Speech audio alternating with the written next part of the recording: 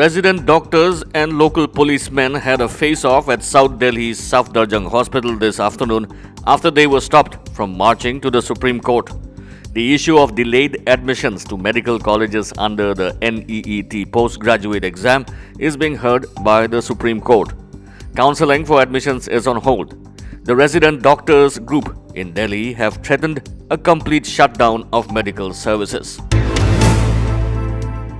Delhi has been declared a yellow alert amid a rise in COVID-19 cases and imposed more curbs. Cinema halls, spas, gyms, multiplexes, banquet halls, auditoriums and sports complexes will be closed with immediate effect. Delhi Metro restaurants and bars can, however, operate at 50% capacity. Malls will be allowed to stay open from 10 a.m. till 8 p.m. in the evening on odd-even basis. India will likely see a period of explosive growth in daily COVID-19 cases in a few days, possibly within this week as the Omicron variant spreads, Bloomberg has reported while quoting an expert.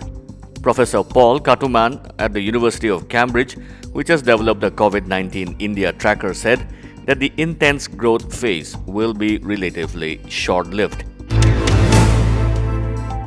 The first case of the Omicron variant of coronavirus in the northeast was detected in Manipur yesterday.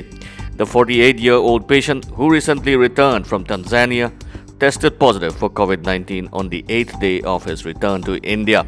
3 members from his family have also tested positive for coronavirus and their samples have been sent for genome sequencing. Delhi High Court has asked social media platform WhatsApp to take down groups which are illegally circulating e-newspapers owned by Dainik Bhaskar Group. The media house in its lawsuit named 85 groups on WhatsApp and stated that there might be many other groups and platforms where its e-newspapers have been unauthorizedly shared.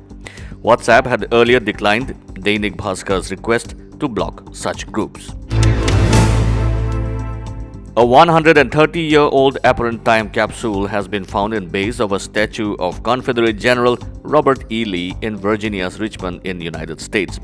Virginia Governor Ralph Northam tweeted, "X-rays give a first impression inside time capsule.